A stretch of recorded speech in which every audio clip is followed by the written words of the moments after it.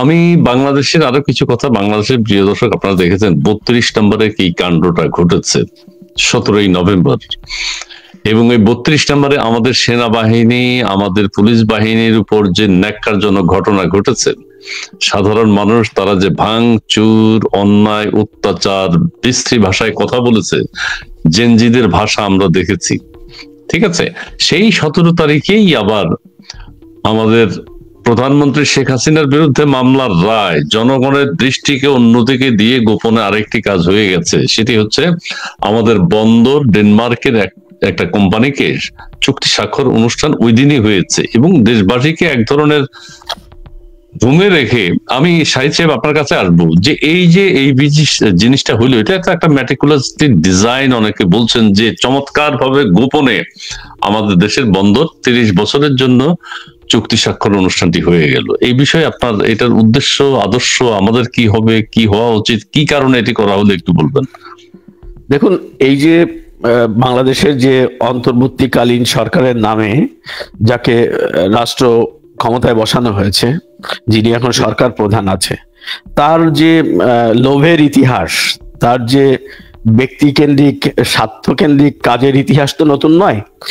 বাংলাদেশের 1971 সালের স্বাধীনতার পর থেকে এই 2025 সাল পর্যন্ত আপনি একটা ঘটনার উদাহরণ কি দেখাতে পারবেন যে বাংলাদেশের কোনো সংকটে এই ডক্টর মোহাম্মদ ইউনূস ছিল? কোনো জায়গায় আপনি তাকে খুঁজে পাবেন না, কখনোই ছিল না। তো সে যখন রাষ্ট্র ক্ষমতায় আসীন হয়েছে, তখন সে তার ব্যবসা বাণিজ্য, সে তার পরিবার, ইভেন এই যে সরকার, এই যে অন্তর্বর্তীকালীন সরকার, এই সরকারের অধিকাংশ লোকজন তার কোনো না কোনো ভাবে তার প্রতিষ্ঠান বা পরিবারের সাথে সম্পৃক্ত। তো এটা তো তার ব্যক্তিগত একটি প্রতিষ্ঠান হিসেবে বাংলাদেশটাকে সে এখন প্রতিষ্ঠা করেছে। এটি তার মনে হচ্ছে যে তার হয়তো পৈতৃক সম্পত্তি বা সে কোনো উত্তরাধিকার সূত্রে সে এটা পেয়ে গেছে। তো সেই হিসাবেই তো সে একের পর এক সব কাজ করে যাচ্ছে। সে গ্রামীণ ব্যাংকের সেই কি বলে যে ট্যাক্স মওকুফ থেকে শুরু করে গ্রামীণ বিশ্ববিদ্যালয়, আপনার এই আদম ব্যাপারীর লাইসেন্স পর্যন্ত সে নিয়ে নিয়েছে। তো আমরা যেটা শুনেছি যে চট্টগ্রাম বন্দরে, আপনি যেটা বললেন যে চট্টগ্রাম বন্দরের একটি টার্মিনাল বিদেশিদের হাতে তুলে দেওয়া হয়েছে, এটি তো নতুন পরিকল্পনা নয়। 2006 সালের তখনকার গণমাধ্যমের খবর যদি আপনি একটু দেখেন, খুঁজে দেখেন, তাহলে আপনি দেখবেন যে উনি নোবেল পুরস্কার পাওয়ার পরে বাংলাদেশে ওখানে ওনার একটা নাগরিক সম্বর্ধনা হয়েছিল। উনি ওই সংবর্ধনায় বলেছিলেন যে চট্টগ্রাম বন্দরকে তোমরা বিদেশিদের হাতে দাও, মানে উন্নয়নের জন্য খুলে দাও, বাংলাদেশ পাল্টে যাবে। তো উনার পরিকল্পনাতেই 2024-এ এসে নতুন করে হয়েছে তা না, উনি তো নোবেলই পেয়েছে এই কাজটি করে দেওয়ার জন্য, এই প্রতিশ্রুতি দিয়ে।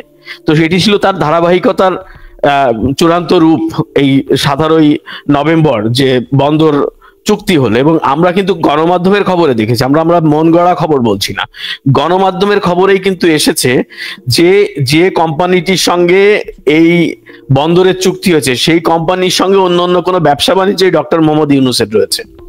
তো এই ব্যাপারটিকে আড়াল করার জন্য এই দিনটিকে বেছে নেওয়া হলো। বাংলাদেশে তাদের ভাষায় এত বড় একটা দিন, তাদের উৎসবের দিন, তারা এমন উৎসব করেছে যে সেই উৎসব করতে যে তারা নিজেদের মধ্যে মারামারি করে মৃত্যুবরণ পর্যন্ত করে ফেলেছে মিষ্টি খাওয়া নিয়ে। তো এত বড় উৎসবের দিন একটা বন্দর, আবার এত বড় একটা ঘটনা, বন্দরকে কেন তিনি বিদেশিদের হাতে তুলে দিলেন? সেটি ছিল যে এটা আসলে তার এই মেটিকুলাস ডিজাইনের একটি পার্ট।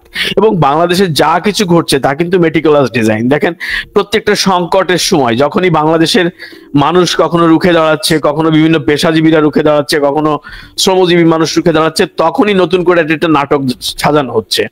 বাচ্চাদের ডেকে নিয়ে বলা হচ্ছে, তারা বলছে বের হয়ে এসে যে আপনি যাবেন না স্যার। হ্যাঁ, আরবার তার লোকজনকে ওই নামাজ পড়তে যে কি বলে জাতীয় ঈদগাহ ময়দানে বলানো হচ্ছে আপনি যাবেন না স্যার। এই যাবেন না স্যার নাটক, এটি তো মেটিকুলাসের অংশ। আজকে বিএনপি কে একরকম বলছে, জামাত ইসলামকে একরকম বলছে, এই বাচ্চাদের যে নতুন রাজনৈতিক দল তাদেরকে একরকম বোঝাচ্ছে, মানে নানা কাজকর্ম, তার যে যতগুলো কাজকর্ম, প্রত্যেকটা কাজকর্মই কিন্তু মেটিকুলাস ডিজাইন। হ্যাঁ, তো সেই মেটিকুলাস ডিজাইনের পার্ট উনি একে একে বাস্তবায়ন করছেন। এবং এটি উদ্দেশ্যমূলক ভাবেই ছিল যে 17ই আগস্ট উনি বঙ্গবন্ধু কন্যাকে ফাঁসির, নভেম্বর 17ই নভেম্বর 17ই নভেম্বর উনি বঙ্গবন্ধু কন্যাকে ফাঁসির দণ্ড দেবেন, আর এইটা নিয়ে দেশের মানুষ ব্যস্ত থাকবে, উনি ওদিক দিয়ে ওনার বন্ধুদেরকে তার বন্দর দিয়ে দেবেন। এটি বাস্তবতা ছিল। জি, যে বাস্তবতা বন্দর চুক্তি, যে কোনো ডেভেলপমেন্টের যে কোনো চুক্তি হতেই পারে বিদেশি কোম্পানি যারা ভালো কাজ করে, আমরাও যারা ভালো কাজ করি বিদেশে আমরাও কাজ করব, কিন্তু এটা স্বচ্ছতা থাকতে হবে। একদম তাই। জনগণকে জানাতে হবে কি কি কারণে কি কি শর্তে আমরা বন্দর দিচ্ছি বা আমাদের বিমানবন্দর দিচ্ছি, যে কোনো বন্দর দিতে পারে, জনগণকে সেটা জানাতে হবে, দেশের ভালো মন্দ দেখতে হবে, এগুলো বিচার বিশ্লেষণ করে এক পর্যায়ে টেন্ডারের মাধ্যমে, অনেক কিছু টেন্ডারই হয়নি, কোনো টেন্ডারও হয়নি, আন্তর্জাতিক টেন্ডার কল করে ভালো যারা বাংলাদেশের সুবিধা যেখানে হবে সেখানে বাংলাদেশের ডেভেলপমেন্টের জন্য বিদেশি কোম্পানি কাজ করতেই পারে, কিন্তু সেই সব বিষয়ের কোনো একটা শর্ত তারা মানেননি, যে কারণে এটা নিয়ে এখন প্রশ্ন উঠেছে।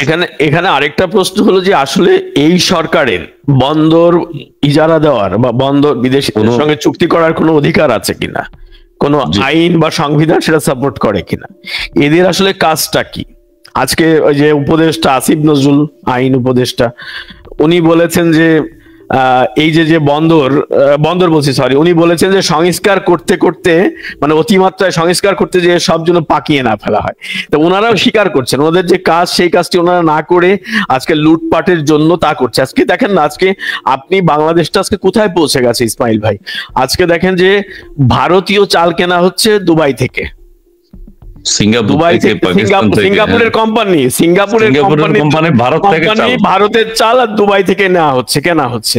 মানে কত বড় জাতির সঙ্গে মশকরা, নাকি প্রতারণা দিয়েই নাকি ওনার শুরু, একদম টাকা যেখানে ডলার সেখানে এই সরকার আছে।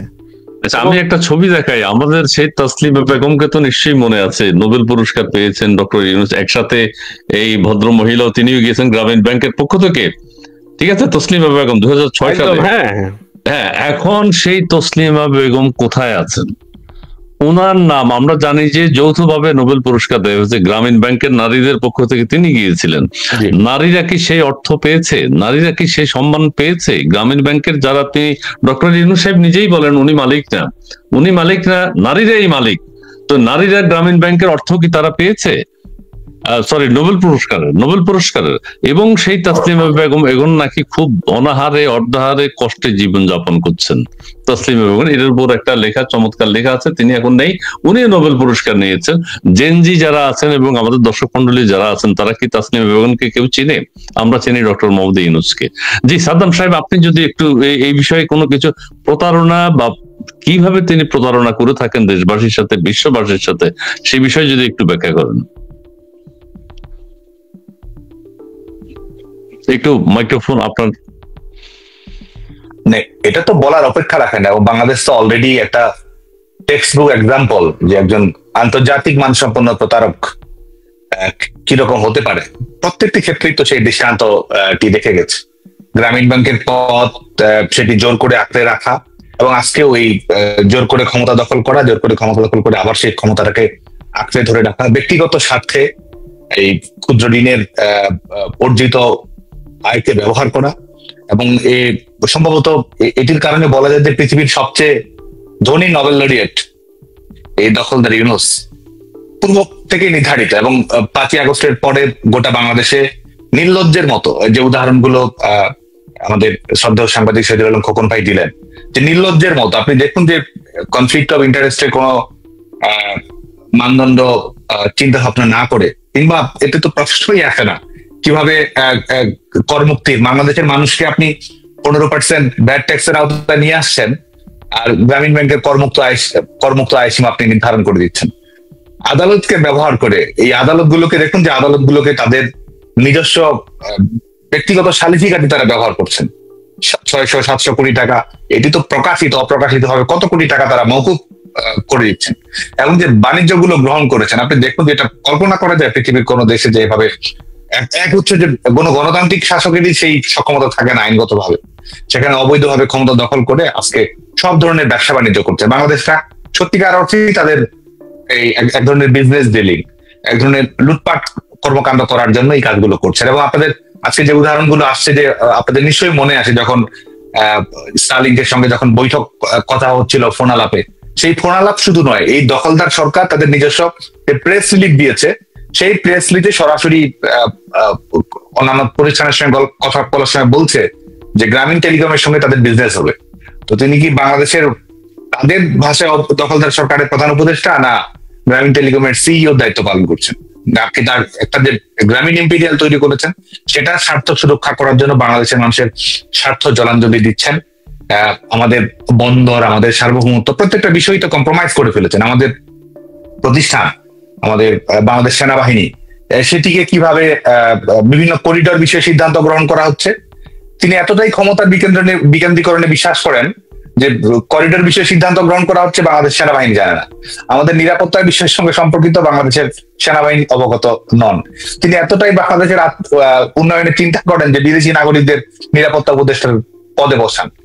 এইভাবেই তো আমাদের এই দেশটা আসলে চলছে। এই বর্গী এলো দেশে, যে আমাদের খোকা ঘুমলো পাড়া জুড়লো বর্গী এলো দেশে, আসলে এই এটা নতুন ভার্সনে এটা বর্গীর জায়গায় আসলে ইউনিসের নামই আমাদের জেনজিরা বলবে, আমাদের জেন আলফারা এটা বলতে বলতে বাধ্য হবে। কারণ এই যে প্রতারণা, একটা স্ক্যাম যে তারা পরিচালনা করেছেন জুলাই আগস্টের পর থেকে, যেটি তারা বাস্তবায়িত করেছে এবং যেটির মাধ্যমে তারা সবকিছু লুটে পুটে খাচ্ছে, এবং সেটা শুধুমাত্র এই দখলদার সরকারের প্রধান উপদেষ্টা, অবৈধ প্রধান উপদেষ্টা এই ফ্যাসিদ ইউনূস না, যে তার যে ক্রিমিনাল গ্যাংটি রয়েছে, যেটির মাধ্যমে এই কর্মকাণ্ডগুলো তারা সম্পন্ন করেছে, এবং যে মব তৈরি করে, যে মবের যে এক ধরনের প্রাতিষ্ঠানিকীকরণ তারা ঘটেছে, সেটির মাধ্যমে গোটা বাংলাদেশে আসলে তারা এই কর্মকাণ্ডগুলো তারা পরিচালনা করছে। এবং আজকেও প্রত্যেকটা ক্ষেত্রেই আমাদের তাদের নিজস্ব ব্যাংক ব্যালেন্স বাড়ানো, নিজের ব্যবসার সিকিউরিটি তৈরি করা,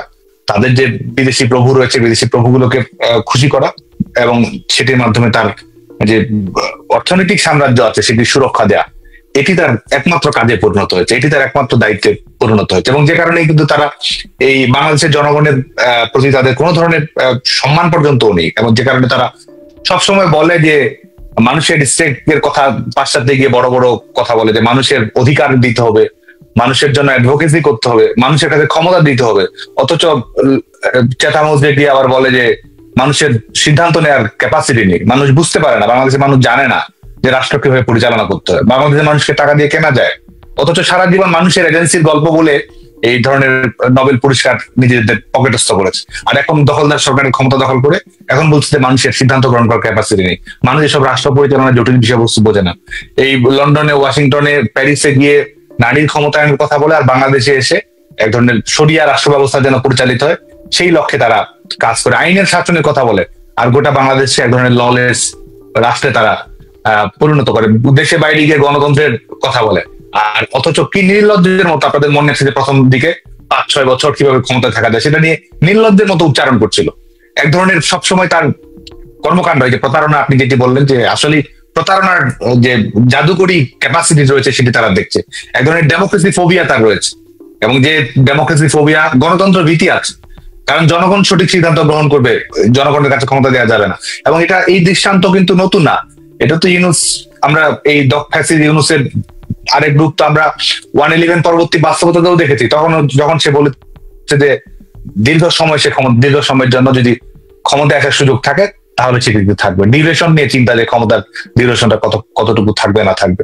তো এই এবং আরেকটি হচ্ছে এক ধরনের নার্সিসিজমের মধ্যে আছে, শুধুমাত্র ফ্যাসিস্ট নয়, এক ধরনের নার্সিসিস্ট ক্যারেক্টারিস্টিক্স তার মধ্যে প্রবল ভাবে রয়েছে, যে কারণে আপনি দেখবেন যে জাতির উদ্দেশ্যে যে বক্তব্যগুলো দিয়েছেন, আমি মনে করি যে এর চেয়ে বড় মিথ্যাচার, জাতির উদ্দেশ্যে এর চেয়ে বড় প্রতারণা, এগুলো তো ভবিষ্যৎ দালিলিক প্রমাণ থাকবে যে জাতির উদ্দেশ্যে কি বলেছে, আর বাংলাদেশে কি হয়েছে না হয়েছে, কি তথ্য উপাত্ত দিয়েছে, আর বাংলাদেশের অভ্যন্তরে কি ধরনের ঘটনাগুলো ঘটে গেছে। যে কারণে আমি মনে করি যে প্রতারক হিসেবেও তিনি ইন্টারন্যাশনাল স্ট্যান্ডার্ডের, আমি মনে করি সবাইকে ছাড়িয়ে গেছে।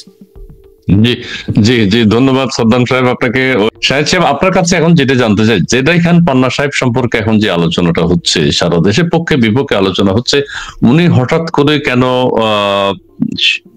প্রধানমন্ত্রী শেখ হাসিনার পক্ষে দাঁড়াতে চাচ্ছেন, সে বিষয়ে যদি আপনার কোনো বক্তব্য থাকে, বা দাঁড়ানোটা কিভাবে দেখছেন, ওনার এই উদ্দেশ্যটা কি, উনি কি সৎ উদ্দেশ্যে দাঁড়াচ্ছেন, নাকি এই ক্যাঙ্গারু কোর্ট, যেটি অবৈধ কোর্ট বলা হয়, সেটিকে বৈধতা দেওয়ার জন্য আন্তর্জাতিক অপরাধ ট্রাইব্যুনাল বলবে এই যে শেখ হাসিনার পক্ষে তো লয়ার দাঁড়িয়েছে, লয়ার কথা বলেছে। জি, আপনার ব্যাখ্যাটা একটু জানতে চাই। দেখুন, আমি প্রথমেই বলেছি, আলোচনার শুরুতেই বলেছি যে আমি এই যে বাংলাদেশের যে কোর্টটি চালু রয়েছে, কথিত মানবতা বিরোধী অপরাধের যে বিচার চলছে, এই কোর্টটি তো একটি অবৈধ কোর্ট। এই কোর্টে বাংলাদেশ আওয়ামী লীগ স্বীকার করে না, বাংলাদেশ আওয়ামী লীগের কোনো নেতাকর্মীরা স্বীকার করে না, এবং তারা এই কোর্টকে তারা মানে এই কোর্ট নিয়ে তারা আলোচনার মধ্যেই ঢুকতে চায় না, যেমন সাদ্দাম যেমনটি বললেন। তো আমি যে কোর্টকে একটি রাজনৈতিক দল সমর্থন করছে না, সেই কোর্টে আপনি যে বিচার প্রক্রিয়া হচ্ছে, সেই বিচার প্রক্রিয়ায় আপনি সেই রাজনৈতিক দলটির পক্ষ হয়ে লড়তে যাচ্ছেন। আপনার সঙ্গে কার কথা হয়েছে এই দলটির? আপনাকে কেউ অনুরোধ করেছে? কে করেছে? আমার কাছে মনে হচ্ছে যে উনি বেসিক্যালি উনি তো এক এক সময় এক এক কথা বলছেন। ওনার প্রতি, উনি বীর মুক্তিযোদ্ধা মানুষ, ওনার প্রতি শ্রদ্ধা রেখে বলছি যে ওনার কিন্তু কথা ঠিক নেই। উনি এক এক সময় এক এক রকম কথা বলছেন। উনি কিন্তু একটা সময় মাননীয় প্রধানমন্ত্রীর পক্ষে আইনজীবী হিসেবে লড়তে চেয়েছিলেন, এই আদালত কিন্তু উনাকে লড়তে দেননি। তো উনি আবার এখন যখন এই আদালত উনাকে বলছেন, গভর্নমেন্ট যখন বলছেন লড়ার জন্য, তো উনি তো অস্বীকার করতে পারতেন যে আমি কেন লড়তে যাব। আর উনি কিন্তু সরকার পক্ষের আইনজীবী হিসেবে লড়ছেন। এবং উনি, আপনি যেটা বলেছিলেন যে এই যে একটা কথিত রায় হয়েছে, একটা ভণ্ডামির রায় হয়েছে, এই রায়ের যে আইনজীবী ছিলেন শেখ হাসিনা এবং আমির হোসেনকে উনি বলেছেন যে সে খুব ভালোভাবে ফাইট করেছে, ভালো করছে। কি হাস্যকর, তার দুজন আসামির ফাঁসি হয়ে গেছে, ফাঁসির রায় হয়ে গেল, সে আদালতে সন্তোষ প্রকাশ করছে, হাসছে, সে বলছে যে ফাঁসি না হলে আমি খুশি হতাম। মানে একটা মস্করার জায়গা। এখন যেটা এখানে পান্না সাহেব সেটা অ্যাকসেপ্ট করে নিয়েছেন, এটাই অবাক।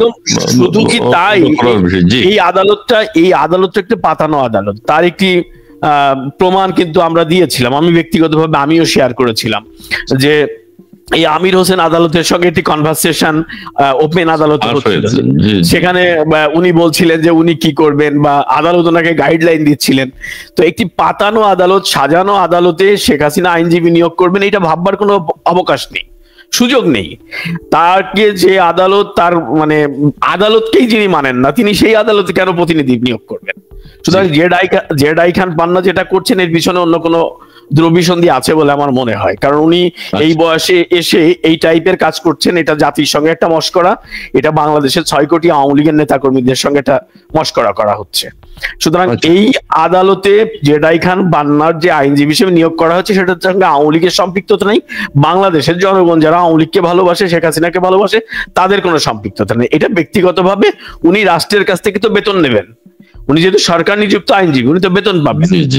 তো উনি সেই হিসেবেই লড়ুক। উনি শেখ হাসিনাকে কোর্ট করে বা আওয়ামী লীগকে কোর্ট করে আওয়ামী লীগের নেতাকর্মীদের জন্য উনি আজকে দুটো কথা বলেছেন। একটাতে বলেছেন যে জাতির পিতা বঙ্গবন্ধুর কন্যা, তার পক্ষে লোক দাঁড়ানোর নেই।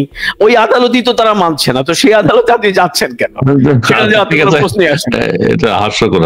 আমরা সেখান থেকে যদি এখন যে আমাদের ডক্টর ইউনূসের যে প্রতিহিংসা, সেটি আমরা দেখতে পাচ্ছি প্রতিটি ক্ষেত্রে। বাংলাদেশের একেবারে সাধারণ বাউল শ্রেণী যারা গ্রামে গঞ্জে মানুষকে আনন্দ বিনোদন দিয়ে থাকেন, গ্রামের কথা, গ্রামের আমাদের সঙ্গীত, আমাদের মাটির গান তারা বাংলাদেশের ঘরে ঘরে পৌঁছিয়ে দেন, সেই বাউল সম্প্রদায়ের উপর আজ নির্যাতন অত্যাচার চলছে। এই বিষয়টা আপনি কিভাবে দেখেন এই বিষয়টি, যে সবাই নির্যাতিত, তৌহিদি জনতা নামে একটা শ্রেণী তাদের উপর আক্রমণ চালাচ্ছে?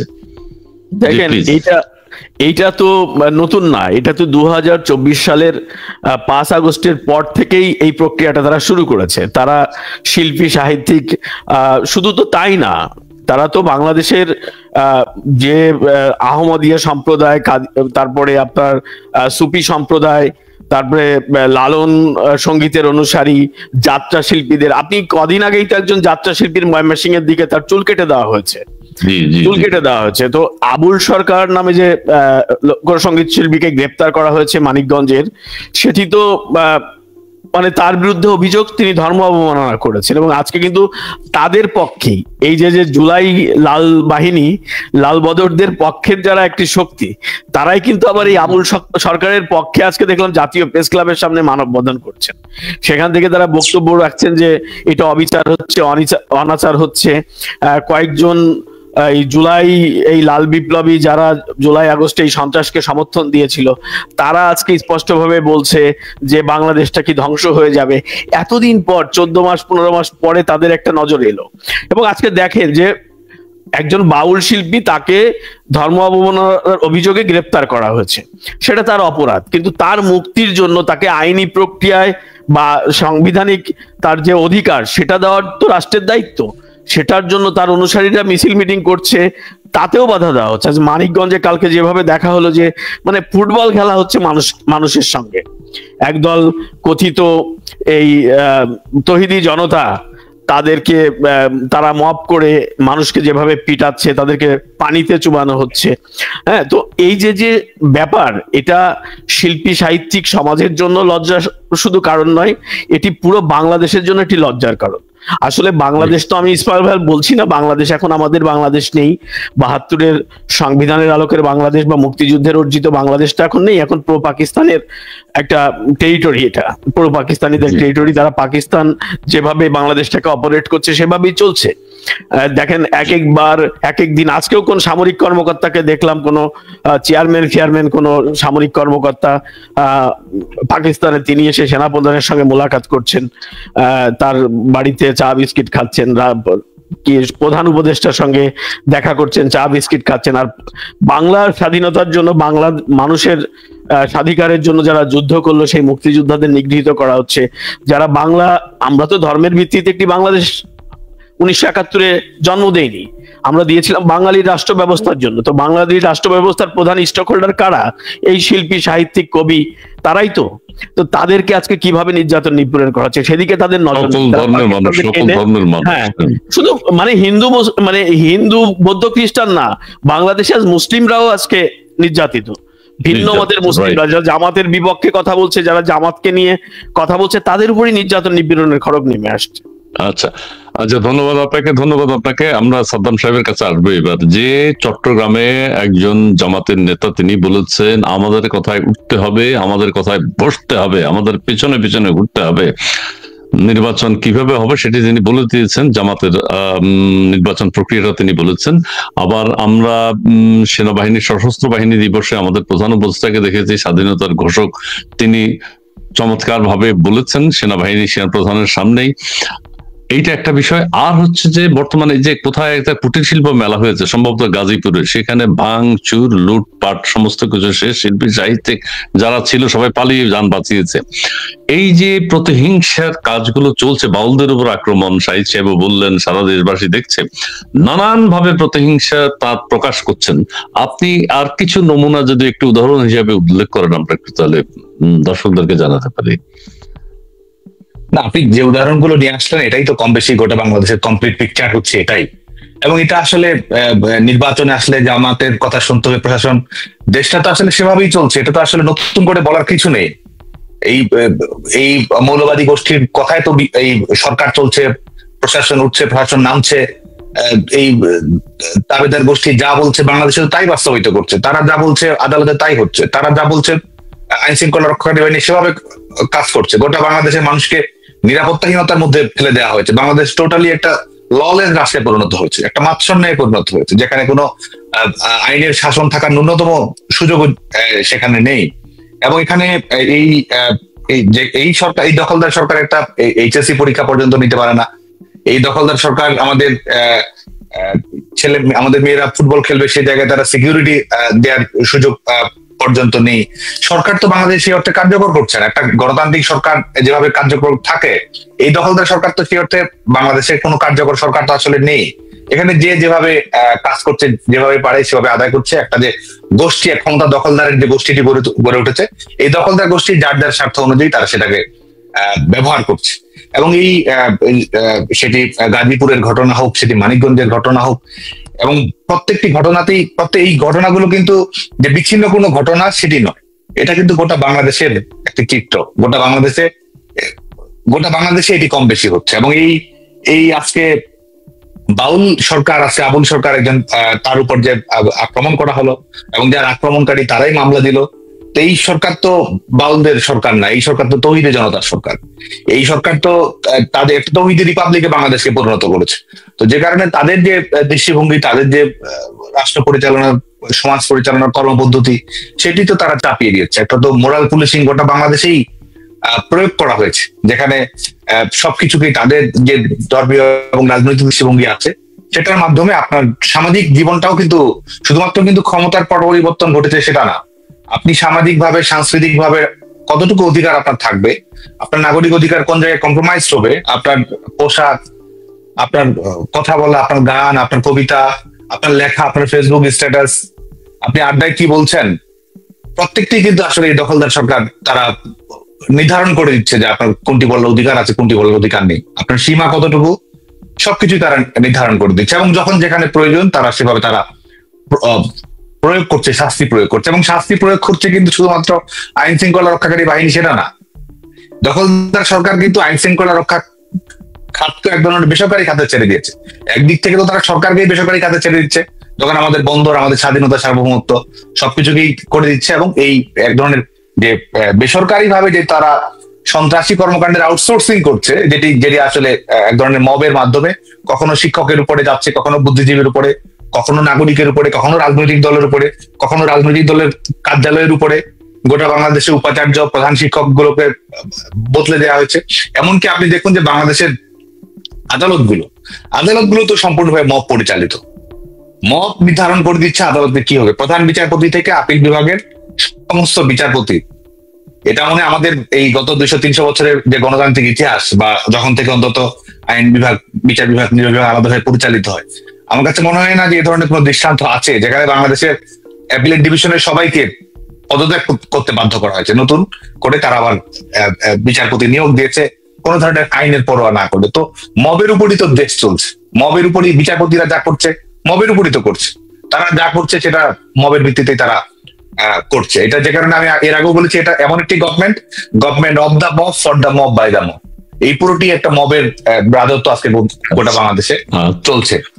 যে কারণে আমি মনে করি যে আমাদের এই এবং আমি আহ্বান জানাবো যে এই লড়াইটা তো রাজনৈতিক লড়াই বা দলীয় লড়াই সেটা নয়, বাংলাদেশে একটা বৈধ কর্তৃপক্ষ প্রতিষ্ঠা করতে হবে। বাংলাদেশে কোনো বৈধ কর্তৃপক্ষ নেই, যে কারণে আমাদের প্রশাসনে যারা আছে, আইন শৃঙ্খলা রক্ষাকারী বাহিনীতে যারা আছে, আমাদের সার্বভৌমত্ব, স্বাধীনতার প্রতীক যে প্রতিষ্ঠানগুলো রয়েছে, আমাদের সংগঠন, আমাদের দেশ, আমাদের জাতির মর্যাদা, তাদেরকে রক্ষা করতে হবে। সরকারকে না বলতে হবে, সরকারকে বয়কট করতে হবে, সরকারকে সমস্ত কাজে অসহযোগিতা করতে হবে। কারণ এটা যদি আমরা না করি, আমরা হয়তো ভাবছি যে নিরাপত্তা থাকবে, আসলে কারোরই তো নিরাপত্তা থাকবে না। আজকে ব্যবসা বাণিজ্য যারা করছে, ভবিষ্যতে বাংলাদেশের যদি স্থিতিশীল গণতান্ত্রিক দেশ যদি আমরা তৈরি না করতে পারি, আজকে তো বাংলাদেশে ব্যবসা বাণিজ্য করার পরিবেশ, কলকারখানা, ফরেন ডিরেক্ট ইনভেস্টমেন্ট কোনো কিছুই তো নেই। ছেলেমেয়েরা আছে, তারা লেখাপড়া করছে, লেখাপড়া শেষ করে চাকরি কোনো গ্যারান্টি নেই। আমাদের মেয়েরা স্বাভাবিকভাবে সুন্দরভাবে বেড়ে উঠবে, গড়ে উঠবে, সেই সুযোগটুকু নেই। তো সবার জীবনই তো কোনো না কোনো ভাবে কম্প্রোমাইজ হচ্ছে। সবাই তো বাংলাদেশের যে বিদ্যমান বাস্তবতা আছে, সবাই তো কোনো না কোনো ভাবে ভিকটিম এই বিদ্যমান বাস্তবতায়।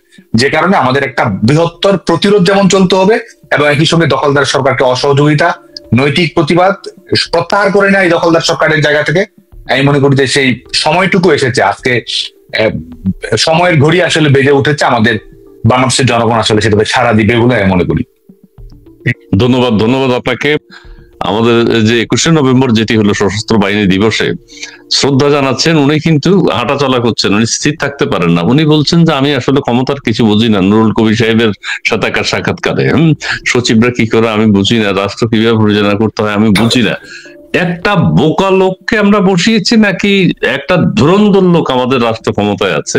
তিনি 54 বছর লেগেছে স্বাধীনতার ঘোষককে এটা গবেষণা করে বের করতে, অথবা তাকে লিখে দিয়েছে, অথবা তিনি নিজে বলেছেন 54 বছর পরে, যেই কথাটা ওনার 54 বছর পরে উনি বলছেন, গবেষণা করে বের করেছেন যে স্বাধীনতার ঘোষক জিয়াউর রহমান। হ্যাঁ, এতদিন পরে তাকে এই কথাটা বলতে হলো কেন? উনি কি অতি বোকা নাকি অতি ধুরন্ধর? আপনি একটু বলবেন যে প্লিজ।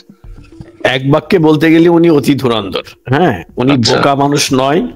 এবং উনি যে প্রশ্নটি আপনি করলেন যে আসলে বিভিন্ন অনুষ্ঠানে ওনাকে দেখা যায় যে উনি অন্য থাকেন, হাস্যকর বিষয়, এগুলো উনি ওনার দিকে দৃষ্টি আকর্ষণের জন্য করেন, কারণ উনি বিতর্কটা বেশি পছন্দ করেন আমার কাছে মনে হয় আর কি। কারণ দেখেন না, ওনার যিনি যে প্রেস সেক্রেটারি, যাকে বাংলাদেশের মানুষ গণশত্রু আখ্যা দিয়েছে, যাকে অনেকে ডাস্টবিন শফিক নামেও বলে, এই যে মিথ্যাচার গুলো করে, এটা পৃথিবীতে এরকম মিথ্যাচার কারো প্রেস সচিব কোন সরকারের মুখপাত্র করেছে এটা বোধহয় ইতিহাসে নজিরবিহীন। আমার কাছে মনে হয় না যে কোনো পৃথিবীর ইতিহাসে আছে।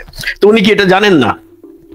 উনি দেখেন এই যে থাইল্যান্ডে, ব্যাংককে যে একটা, আমি আরেকটা বলি, এই শ্রদ্ধা জানাতে হয় কিভাবে? উনি সারা পৃথিবী ঘুরেন, সারা পৃথিবী ঘুরেন, যে একজনকে রেসপেক্ট করতে হয় 2 মিনিট বা 1 মিনিট দাঁড়াতে হয়, এটা উনি জানেন না? উনি সবই জানেন, আমি তো বললাম যে উনি দৃষ্টি আকর্ষণের চেষ্টা করেন সবকিছুতেই। ওনার এটা যে আপনি তো বললেন যে উনি একটা পত্র মিতালি পাওয়ার জন্য কিভাবে প্রতারণা করেছেন ছোটবেলায়, একদম স্কুল লাইফে। তো প্রতারণা তো ওনার একদম শুরু থেকেই, ওই যে সাদ্দাম বললেন যে ওনার গ্রামীণ ব্যাংকের সিলেবাস করে ফেলেছেন উনি। হ্যাঁ, তো এখন বিষয় হলো যে ইউনূসের প্রত্যেকটা পদক্ষেপই তার একটা উদ্দেশ্য থাকে। আমি বলি যে এই যে আপনি যেটা বললেন এর মধ্যে একটা মেটিকুলাস ডিজাইনের একটা পার্ট, এটা যে এটা করে সে বাংলাদেশের মানুষকে বোঝাতে চায় যে আমি বোকাশোকা মানুষ, আমার কোনো দায় নেই, আমার আশেপাশে যা আছে সব দায় তাদের, আমি আসলে কিছু বুঝি শুনি না, আমার বয়স হয়েছে, এরকম একটা টাইপের গল্প সল্প। কিন্তু বেসিক্যালি এর মতো ধুরন্ধর মানুষ তো আমরা দেখছি না। কোথায় সে স্বচ্ছভাবে পরিচ্ছন্নভাবে কোথায় রাষ্ট্র পরিচালনার সঙ্গে সে আছে? একটা জায়গা দেখান বাংলাদেশের যে যেখানে তিনি স্বচ্ছতার সহিত জবাবদিহিতার সাথে এই রাষ্ট্রটা পরিচালনা করছেন। প্রত্যেকটা জায়গায় একটা গোজামিল দিয়ে চলছেন, যেখানেই আলোচনা হয় ওখানে উনি থেমে যান। এবং দেখেন, সাদ্দাম বললেন যে একজন মার্কিন নাগরিককে এনে উনি জাতির নিরাপত্তা উপদেষ্টা বানিয়ে দিলেন, আরেকজন মার্কিন নাগরিককে এনে উনি বাংলাদেশের সংবিধানের সংস্কার করছেন, আরো 2-3 জন মার্কিন নাগরিককে এনে উনি আশেপাশে বসিয়ে দিচ্ছেন। তো ওনার মধ্যে তো দেশপ্রেমের কোনো কাজ মানে ছিটে ফোটা নেই। উনি বলছেন যে আজকে বাংলাদেশের যে এই জুলাই আগস্ট, আমি আবারও বলছি যে এটা অবশ্যই জঙ্গি হামলা, এটা অবশ্যই সন্ত্রাসী হামলা। সেই জঙ্গি সন্ত্রাসী হামলা তারা বলছে যে না, এটা তাদের একটা বিশাল বিপ্লব ছিল। তো সেই বিপ্লবের তো অনেক স্টেক হোল্ডার, তারা কোথায়? তাদের নিয়ে উনি এটা ঐক্যমতে সরকার করতে পারতেন নাকি? পারতেন, অবশ্যই পারতেন, কিন্তু উনি সেটা করবেন না। উনি ওনার এনজিওর লোকজন, ওনার বইয়ের ডাক্তার, ওনার ভাবির ভাসুর, এদেরকে নিয়ে উনি একটা সরকার গড়েছেন।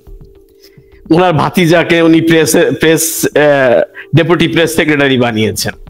ওনার আত্মীয় স্বজনকে, ওনার গ্রামীণ ব্যাংকের কর্মকর্তাদের, বিভিন্ন ওনার দীর্ঘদিনের লোকে বান্ধবী বলে, আমি বলতে চাই না এটা, তো লামিয়া মোর্শেদকে উনি প্রধানমন্ত্রীর প্রধান উপদেষ্টার কার্যালয়ের প্রধান সেফাওয়ার সালার করেছেন। তো এই যে ভদ্রলোক, এই ভদ্রলোককে আপনি কিভাবে জাজ করবেন? কিভাবে ওনাকে? ওনার তো কোনো জাজ করারই জায়গা নেই। উনি মূলত একজন বড় মাপের ভণ্ড প্রতারক এবং ধুরন্ধর মানুষ। উনি বাংলাদেশটাকে এই সব মানে বোকাশোকা স্বভাব দেখিয়ে, মানুষকে ভুলভাল বুঝিয়ে বাংলাদেশকে একের পর এক বিক্রি করে চলেছেন এবং শেষ পর্যন্ত উনি এটা বিক্রি করে যাবেন। জি জি, ধন্যবাদ আপনাকে। আমরা একেবারে শেষের দিকে, সাদ্দাম সাহেব আপনি একটা ক্লোজিং দেন, আপনি একটা পুরো সামারি, একটা ডক্টর ইউনূস সাহেবের 2 মিনিটে একটু, যে আমরা কি বিপজ্জনক অবস্থায় আছি, দেশটা যে বিশৃঙ্খল হয়ে গেছে, এটা কিন্তু অনেক কেউ মুষ্টিমেয় কেউ বুঝছে না, বুঝতে পারছে না। দেশের যে কিছু নেই, স্বাধীনতার সার্বভৌমত্ব অক্ষুণ্ণ নেই এখন আর, এইটা মুষ্টিমেয় কিছু লোক বুঝতে পারছে না। এই বিষয়টি আপনি একটু জাস্ট নক করবেন। আমি মনে করি যে মানুষের উপলব্ধিটি তৈরি হয়েছে, সেই সামাজিক সচেতনতা তৈরি হয়েছে, এবং বাংলাদেশের মানুষ তো প্রত্যেক মুহূর্তেই সেটি অনুভব করে। আমাদের এই আওয়ামী লীগ সরকার টানা 16 বছর দেশকে নেতৃত্ব দিয়েছে। জিডিপি আমাদের সবসময় 6%, 7%, 8% ছিল। এই দখলদার সরকার আমাদের সেটি 36 বছরের মধ্যে সর্বনিম্ন পর্যায়ে নিয়ে এসেছে। আমাদের কর্মসংস্থানের হার সর্বনিম্ন, আমাদের দারিদ্র্যের হার 40% থেকে 20%-এর নিচে নেমে এসেছে।